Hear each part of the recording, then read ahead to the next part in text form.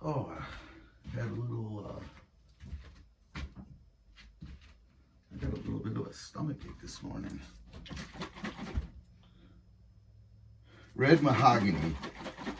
I put it on a pretty clear piece of poplar, and it has very little red tone to it. But okay, Sarah.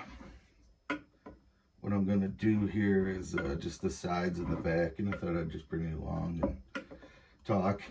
I still don't know if folks realize how much of this comes to me. I don't do the graphic design that creates these models. What I do is I'll buy a model and then I'll go in and I'll tweak it.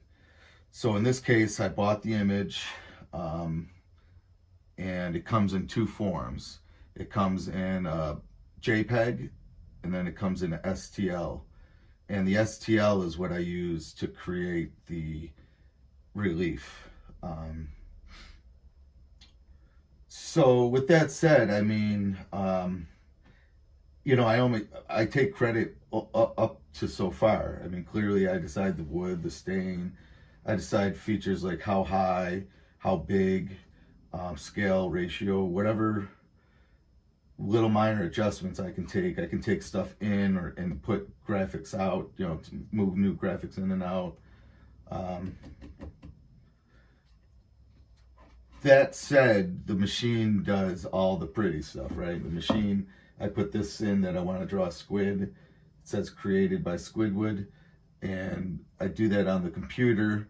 The machine reads what I put in and it translates it to the board. It's really, really simple technology. It's been around for a long, long time. So let me do the sides. I got to do the sides and the back. And last time I brushed on the front, and I ended up having to mop a lot off with the rag. So I'm just going to go at it with the rag first and see if that makes any sense. I put stain on probably quite a bit different than most folks. I oftentimes put stain on and I'll put it on and I won't wipe it off. I'll let the entire stain saturate into the board.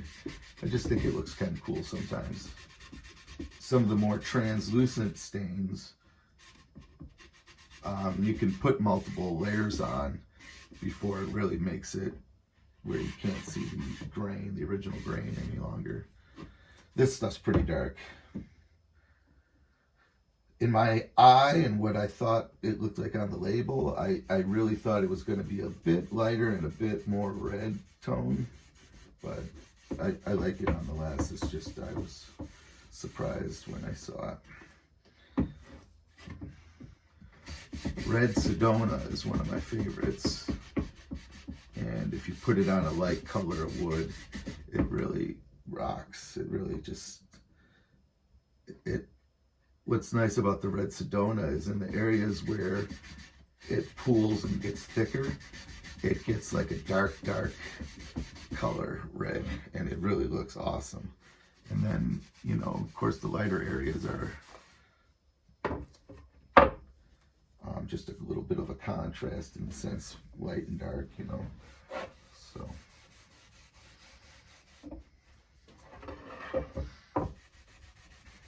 But anyhow, the models, that's so much of that work is done for me. And I appreciate the comments like, oh, you're so creative and stuff. And it's like, yes, thank you, to a degree. As long as you're saying that and you understand that,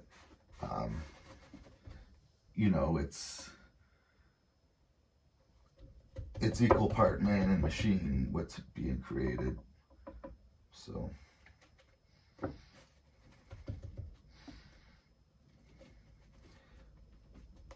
I've been experimenting with this back label for I call my woodworking page Squidwood.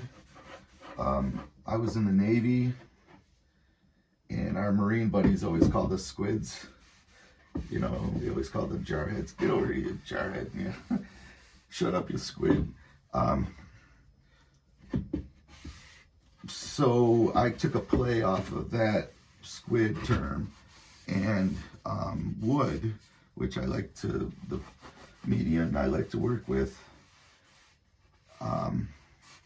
came up with Squidward because of the character Squidward from what the hell's the show? SpongeBob SquarePants. If you'll remember, the character was named Squidward, and the Squidward name was a play off of that a little bit. So, yeah, this looks really sharp. I'm pretty pleased with it. Let it dry up, and I'll put some epoxy, not epoxy, polyurethane on it. So, today is Friday the 13th. The gentleman I made the Seattle Seahawks circle for should be getting it today, so I'm excited for that. But thanks, folks, and we'll talk to you later.